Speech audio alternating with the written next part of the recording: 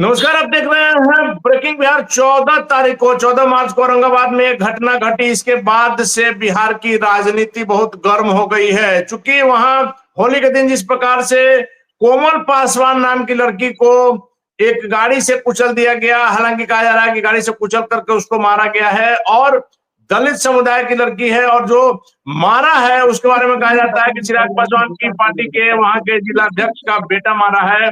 और इसको लेकर के चिराग पासवान की टीम के भी लोग गए थे, जमुई के सांसद अरुण भारती भी गए थे और उन्होंने भी सांत्वना दिया। लेकिन पूर्व केंद्रीय मंत्री पशुपति पारस परसों पहुंचे और पूरी तरह से उग्र नजर आया। सीधे तौर पर पूर्व केंद्रीय मंत्री जी का कहना था कि प्रशासन इसको बचाने का प्रयास कर रहा है, और सीधे तौर पर चिराग पासवान पर उनका निशाना था कि इस कारण से प्रशासन बचाने का प्रयास कर रहा है। लेकिन हम लोग को चाहे धरना पर बैठना पड़े, लेकिन कोमल पासवान को न्याय दिलाने के लिए जो कुछ करना होगा करेंगे। पीड़ित परिजनों से मिले पारस जी, उनको सांत्वना दिया और उनके साथ खड़े रहने की बात की, हर संभव मदद करने की बात की, और हर परिस्थिति में उस पीड़ित परिवार के साथ पारस जी नजर आएंगे, ऐसा उन्होंने उसके घर पर जा करके भी कहा। और पारस जी के जाने के कुछ ही देर पहले जमुई के सांसद अरुण भारती भी पहुंचे थे, उन्होंने भी पीड़ित परिजनों से मुलाकात की। लेकिन सबसे जो बड़ी बात आज हो गई है कि चिराग पासवान की ही पार्टी के अररिया के जिलाध्यक्ष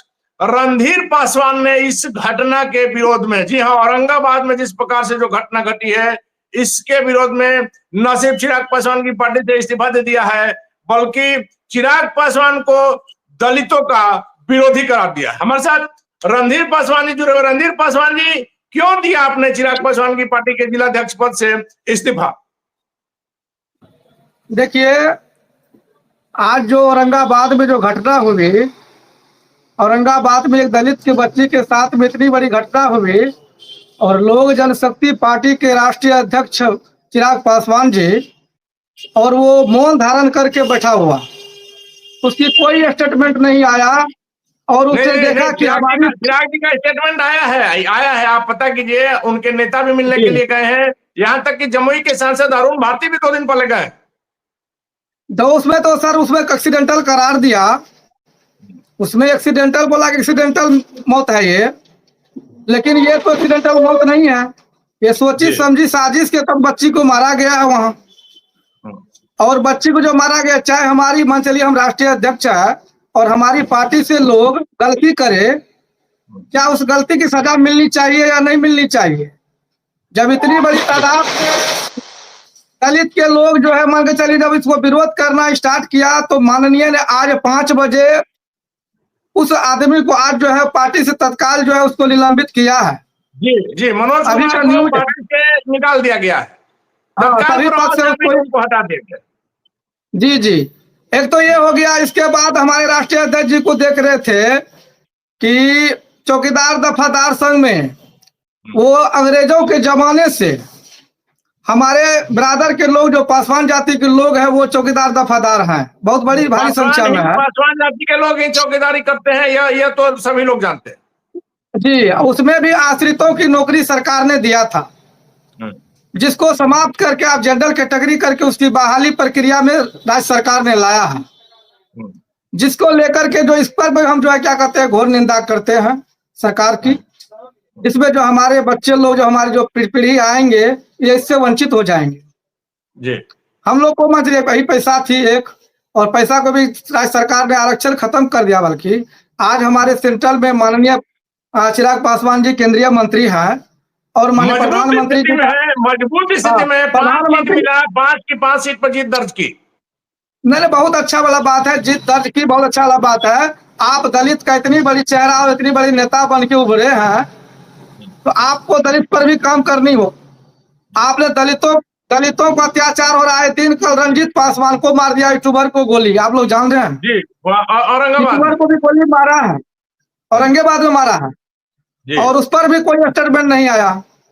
इसके बाद जो है मान के चलिए देख रहे हैं कि वही प्रधानमंत्री के आगे अमित शाह जी बयान जो दिया था, अमित शाह जी जो बयान दिए थे अम्बेडकर साहब को बारे में, उस पर आगे में चिराग पासवान जी बचे करके आप जो बात कर रहे हैं, हालांकि वो बात समाप्त हो गई है। अमित शाह ने बता भी दिया था कि उनका कहने का संदर्भ क्या था। हाँ हाँ, नहीं नहीं, सही बात है, संदर्भ में था तो इस संदर्भ में नहीं बोलना चाहिए, इस संदर्भ में नहीं बोलना।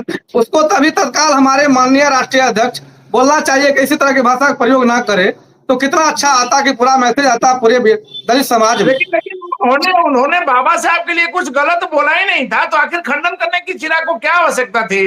रणधीर जी, जी रणधीर जी, जब देश जी, के गृह मंत्री ने वैसी कोई बात कहा नहीं, उसको तो एक मुद्दा बनाया गया था, आप भी जानते हैं इस बात। नहीं नहीं नहीं, मुद्दा तो बनाया गया, लेकिन वो जो बोले थे अम्बेडकर साहब जितनी बार आप लोग बोलते भगवान का नाम ले जाए भाई, अम्बेडकर साहब भी इस युग के भगवान थे, नाम लेने में क्या दिक्कत है उसका? ये तो माननीय गृह मंत्री को समझना चाहिए ना। जी तो मान चलिए कोई बात नहीं है, उस मुद्दा पर हमको नहीं जाना है। हम लोग बिहार में दलित की, ये अररिया जिला में हम दलित ही नहीं बल्कि दबे कुचले लोगों, कोई भी जाति सो उसकी आवाज है हम। और अपना नैतिकता के आधार पर जो बच्चे के साथ इतनी बड़ी अन्याय हुई, दलित के साथ में इतनी बड़ी अत्याचार हो रही है, इसके लेकर के हमने पार्टी से इस्तीफा दे दिया। जी जी, तो आप क्या मान रहे हैं रणधीर जी कि चिराग पासवान दलितों चिराग के, पासवान दलित का नेता नहीं रहा, दलित चेहरा है लेकिन दलित का नेता नहीं है वो। दलित चेहरा चिराग है लेकिन दलितों का नेता नहीं है? जी नहीं। आज किसके हमारे नेता हो उसके गए? मानेंगे सारे सुनिए, सारे दय हमारे गार्जियन हमारे रामविलास पासवान जी थे। जब बोलते थे दलित पर, तो पूरे दलित में जब मैसेज आता था तो हम लोग को रूंगटा खड़ा हो जाते थे कि माननीय बोले हम उस पर, जब उसकी सारे हम लोग ब्लड देने में तैयार रहते थे। पूर्व केंद्रीय मंत्री पारस जी तो आज भी कहते हैं, कैमरा पर कहते हैं कि स्वर्गीय रामविलास पासवान मेरे भगवान है। जी, उस निश्चित तौर पर हम लोग के लिए भगवान थे वो कोई भी दलित की अगर कोई भी बात होती थी तो तुरंत वो सेंट्रल पार्लियामेंट में उठाते थे, उठाने तक नहीं, उस पर पहल भी करते थे। वो भगवान ही थे, दूसरा अम्बेडकर हम लोग कहते थे उसको। जी जी, हम लोग दूसरा अम्बेडकर मानते थे पासवान। जिस घर में सदियों से अंधेरा था उस घर में दिया जलाने चले थे स्वर्गीय रामविलास पासवान। रणधीर जी, हम तो यहां तक कहेंगे कि स्वर्गीय रामविलास पासवान सिर्फ बिहार नहीं पूरे हिंदुस्तान में दलितों के सबसे बड़े नेता थे, और उनकी जो उनके मौत से, उनके नहीं रहने से जो रिक्तता उत्पन्न हुई है उसको शायद ही भरा जा सके। जी जी जी, उसका उसका जो दिया हुआ है वो भर नहीं पाएंगे। वो जो दिए हैं दलित के लिए, जो किए हैं, वो दलित आज भी उसका जो है क्या कहता है ऋणी है। या हाजीपुर में जो उन्होंने काम किया, यही ऋण के लिए हम लोग जो है चिराग पासवान जी को एक नेता के तौर पर देख रहे थे कि हमारे चिराग पासवान जी आखिर वही सारेदार रामविलास पासवान जी के पुत्र हैं, और वही दलित के लिए वो आवाज उठाएंगे, दलित के लिए काम करेंगे। लेकिन हम तो कुछ नहीं देखे, 2 साल के दरमियान में वो तो दलित के विषय में कुछ सोचे ही नहीं, आगे पीछे मान के चलिए देख लिए हैं, देख रहे हैं कौन लोग सब है, हमको समझ में आ रहा है। तो रणधीर जी, आपको क्या लगता है, आपको क्या लगता है, आप लोग तो जमीन से जुड़े हुए कार्य करता है, कि आज के समय में बिहार में दलितों का सबसे बड़ा शुभचिंतक कौन नेता? सबसे बड़ा शुभचिंतक अभी बिहार में जो है, अब तो सबसे बड़ी शुभचिंतक नेता हमारे पशुपति पारस जी रहे। दलितों के सबसे बड़ा शुभचिंतक पारस जी हो गए। पारस जी हैं, अभी देख रहे हैं कि बच्ची के साथ में घटना हुई, वो तुरंत पहुंचे घटना स्थल पर। कहीं और घटना जा रहे हैं, उतनी बूढ़े हो जाने के बावजूद भी अगर सुन लेते हैं कहीं दलित के साथ में अन्याय हुआ, तुरंत पहुंचते हैं। तो हम लोग को यही नहीं चाहिए, यही नेता चाहिए। जिस प्रकार से भ्रमण कर रहे हैं, उम्र को तो झुठला ही रहे, इसमें कोई शक नहीं। जी, पारस जी जैसे घूम रहे हैं, अभी देख लीजिए बिहार में मैसेज जो है पासवान को, जितना घूमेंगे उतना पास जो मैसेज जाएंगे, और कहीं ना कहीं ये मान के चलिए इफेक्टेड है, और पासवान जो उसके तरफ जो है क्या कहता है मूव करेंगे। आपको रणधीर जी, आपको क्या लगता है, आप ही के शब्दों में, चिराग पासवान यदि इन दिनों नहीं बोल पा रहे हैं, पहले जिस प्रकार से बोलते थे, अगर इन दिनों नहीं बोल पा रहे हैं, इसके पीछे क्या वजह हो सकती है? देखिए, इसके वजह जो है, इसके वजह क्या है, आप भी समझ रहे हैं और हम भी समझ रहे हैं। वजह जो एनडीए के घटक दल में अभी जो है क्या कहता है, उसका गठबंधन है, एनडीए में गठबंधन है उसका। नीतीश जी भी अभी बिहार में भी गठबंधन है उसका, सेंट्रल से भी गठबंधन है। वो अभी इसलिए कुछ नहीं बोल पा रहे हैं कि कुछ घटक दल के नेता जो है उसको जो है क्या कहता है बोलने ही नहीं दिया जा रहा। चिराग पासवान को दबाना इतना आसान आपको लगता है क्या? एकदम तौर पर मान निश्चित तौर पर देख रहे हैं, अगर नहीं दबाना होता तो सेंटर में आवाज उठती, वो तुरंत जो मान उस पर जांच होती, बच्चे की जांच होना। बोल रहे हैं आप, शायद वो बयान बोल रहे हैं जब चिराग ने कहा था कि मेरे रहते हुए, प्रधानमंत्री मोदी जी के रहते हुए दलितों पर आंच नहीं आएगी। ये तो बड़प्पन है माननीय का। ये बयान दिए तो उसकी बड़प्पन है, लेकिन दलित पर तो काम नहीं हो रहा है। आप वो बयान है कि सिर्फ बयान दे रहे हैं, दलितों पर, दलितों के लिए कुछ नहीं कर रहे हैं चिराग जी। जी एकदम नहीं। हम पूछते हैं कि वो 5 सीट दिए, पांचों को पांचों लिए, जिसमें 3 सीट सुरक्षित था। 3 सीट सुरक्षित था जी, वो 3 सीट सुरक्षित में कहीं न कहीं आप देख रहे हैं कि मान के चलिए कौन कौन लोग हैं। तो इस पर नहीं जाना हमको है, हम एक ही बात में जानते हैं कि मान के चलिए वो दलित नेता थे, एक ही पिता थे, वो थे रामविलास पासवान जी।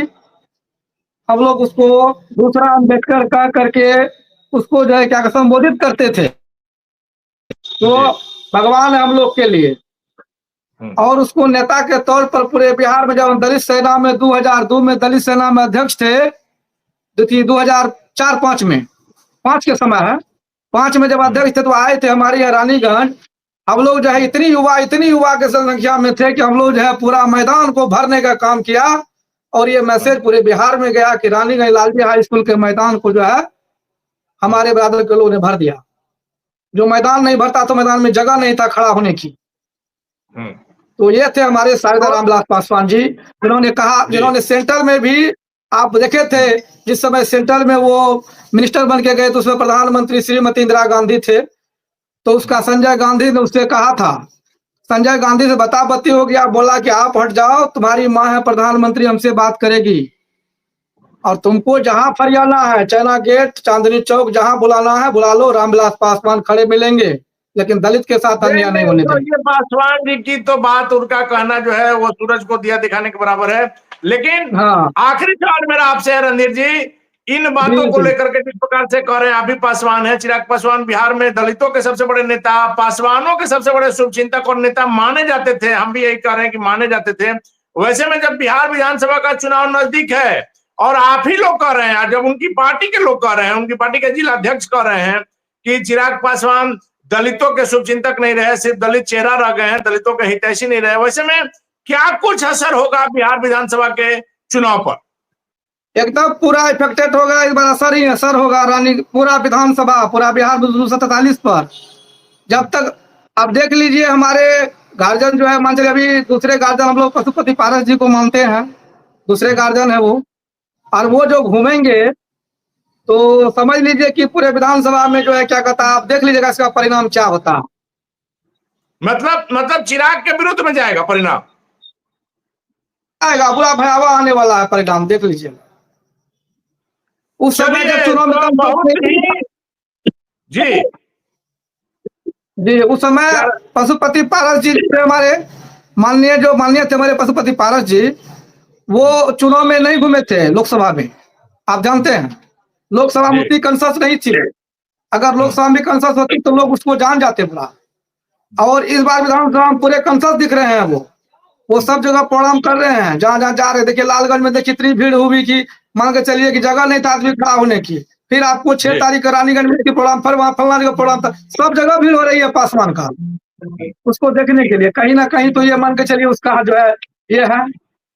चलिए, और तो निश्चित तौर पर जिस प्रकार से रणधीर पासवान का कहना है कि चिराग पासवान से दलित चेहरा रह गए, दलितों के हितैषी नहीं रहे, और इन दिनों जिस प्रकार से पूर्व केंद्रीय मंत्री पशुपति पारस जी लगातार बिहार में कई जगहों पर जा रहे हैं और लगातार उनका प्रोग्राम भी है, और जिस प्रकार से उनकी सभाओं में भीड़ उमड़ रही है, तो क्या यह माना जाए कि न सिर्फ चिराग पासवान की अपनी पार्टी में टूट हो रही है, पासवान बिहार के उनसे अलग हो रहे हैं और पूर्व केंद्रीय मंत्री पशुपति पारस के साथ जुड़ रहे हैं? क्योंकि रणधीर पासवान भी कह रहे हैं कि रामविलास पासवान के बाद अगर कोई दूसरा शुभचिंतक है दलितों का, पासवानों का, तो वह पूर्व केंद्रीय मंत्री पशुपति पारस है। वैसे में जो इन दिनों खींचातानी चल रही है, और सबसे जो मुश्किल की बात चिराग पासवान जी के लिए है कि उनकी पार्टी के ही जब जिलाध्यक्ष इन मुद्दों पर कि आप पासवानों के हित ऐसी नहीं है, दलितों के हित ऐसी नहीं है। और चिराग पासवान बिहार में दलितों के सबसे बड़ा चेहरा माने जाते थे। क्या कुछ होगी चिराग पासवान की भूमिका आगे आने वाले चुनाव में? क्योंकि पिछली बार जब लोकसभा में 5 की 5 सीट जीते थे और चिराग पासवान का, उनकी पार्टी की टीम का, उनकी पार्टी का जो मनोबल हाई था, वैसे में यदि उनका बेस वोट पासवान वोट खिसक जाता है तो चिराग पासवान के लिए काफी मुश्किलों का सामना करना पड़ सकता है। और वैसे में पूर्व केंद्रीय मंत्री पशुपति पारस की दिनों दिन बढ़ती लोकप्रियता क्या कुछ गुल खिलाएगी बिहार विधानसभा के चुनाव में? देखने वाली बातों को फिलहाल बन रहे हैं ब्रेकिंग व्याख्या।